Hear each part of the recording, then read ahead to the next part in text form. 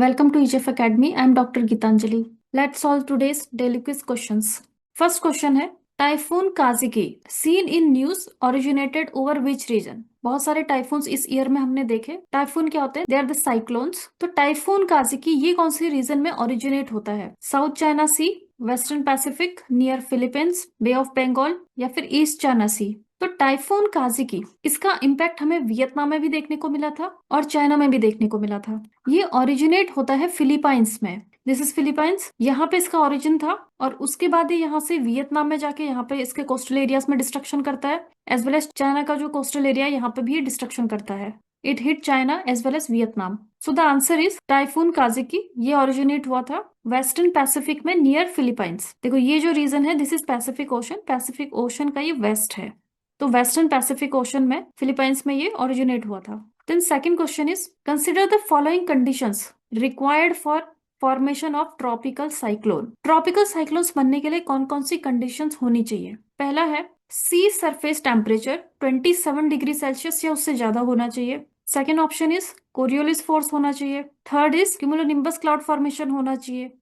Fourth is a pre existing low pressure area वहां पे present होना चाहिए। So what is the answer? देखो कंडीशंस कौन कौन सी फेवरेबल होती हैं ट्रॉपिकल साइक्लोन के फॉर्मेशन के लिए। तो सबसे पहले तो लो प्रेशर एरिया का होना बहुत जरूरी है। किसी भी एरिया में जब लो प्रेशर होता है तो बाकी जगहों से विंड वहां पे आने लगती है। जहां पे हाई प्रेशर एरिया है इट मीन्स कि वहां पे विंड की डेंसिटी ज्यादा है, और लो प्रेशर मतलब विंड यहाँ पे कम डेंसिटी में है। तो इस एरिया को फिल करने के लिए बाकी जगहों से विंड यहाँ पे आने लगती है। तो pre existing low pressure area का होना जरूरी है। सेकेंड इज जो सी सरफेस का जो टेम्परेचर है, जो ओशन या सी का सरफेस वाटर है उसका टेम्परेचर 27 डिग्री सेल्सियस से ऊपर होना चाहिए, क्योंकि इस टेम्परेचर के बाद जो वाटर है वो रैपिडली वेपर फॉर्म में आने लगता है और ये जो साइक्लोन बन रहा है उसको वो मॉइस्चर और एनर्जी प्रोवाइड करता है। थर्ड इज कोरियोलिस फोर्स का होना भी जरूरी है। जब कोरियोलिस फोर्स प्रेजेंट होता है तो ही ये साइक्लोनिक वोर्टेक्स यहाँ पे बनता है। तो ये तीनों कंडीशन जरूरी है। क्वेश्चन में फोर्थ कंडीशन है cumulonimbus cloud formation.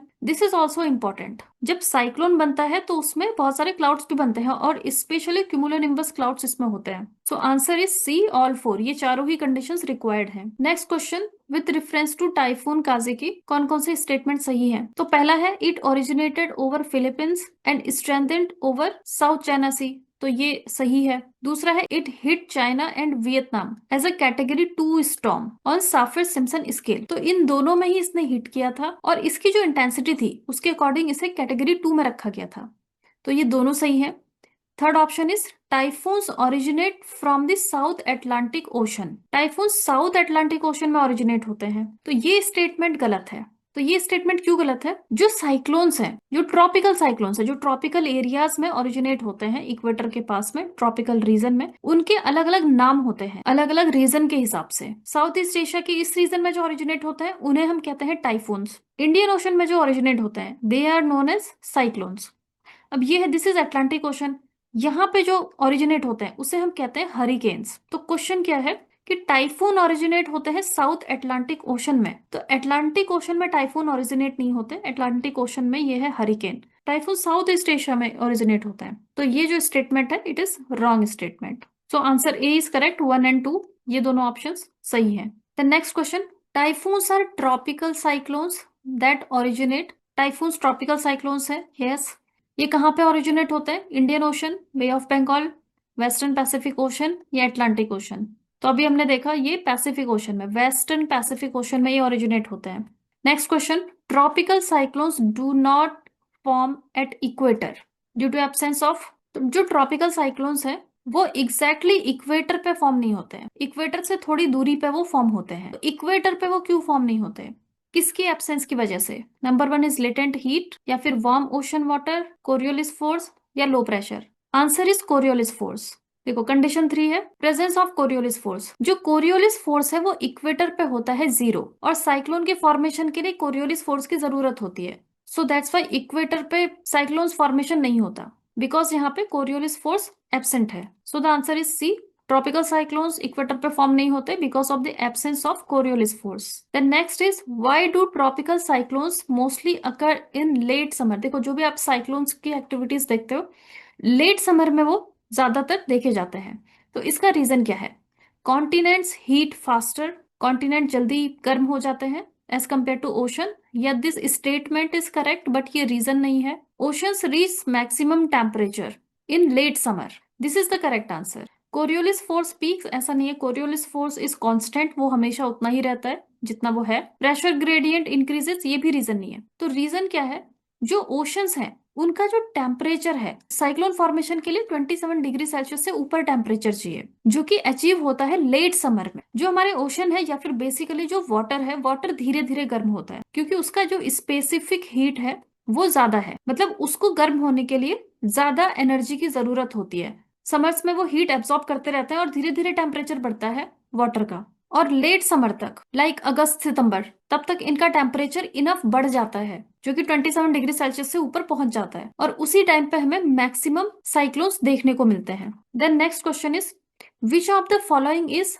Favourable breeding ground for tropical cyclone. देखो अब देख सकते हो इसमें जो ट्रॉपिकल साइक्लोन्स हैं वो ट्रॉपिकल एरियाज में देखने को मिलते हैं, और टेम्परेट एरियाज में हमें टेम्परेट साइक्लोन्स देखने को मिलते हैं। तो सबसे ज्यादा तो फेवरेबल ब्रीडिंग ग्राउंड कौन सा है ट्रॉपिकल साइक्लोन का? First option is Mediterranean Sea, यहाँ पे। दूसरा है bay of Bengal, this region. Third is Arctic Ocean, this region. Fourth is Baltic Sea, here. So the answer is bay of Bengal. जो bay of Bengal है, स्पेशली दिस रीजन, जो western Pacific है और जो बे ऑफ बंगाल है, ये वाला जो रीजन है, यहाँ पे हमें ज्यादा ट्रॉपिकल साइक्लोन्स देखने को मिलते हैं। The next question, 15th Ramsar COP was held at. Ramsar Convention का 15th कॉन्फ्रेंस ऑफ पार्टीज हुआ था, ये कहाँ पे हुआ था? चाइना में, युगांडा में, जिम्बाब्वे या पनामा? तो ये हुआ था 15th जो मीटिंग थी रामसार कन्वेंशन की, वो हुई थी जिम्बाब्वे में, यहाँ पे। विक्टोरिया फॉल्स जो नेशनल पार्क है वहां पे ऑर्गेनाइज हुई थी। Victoria Falls National Park, it is also designated wetland of international importance.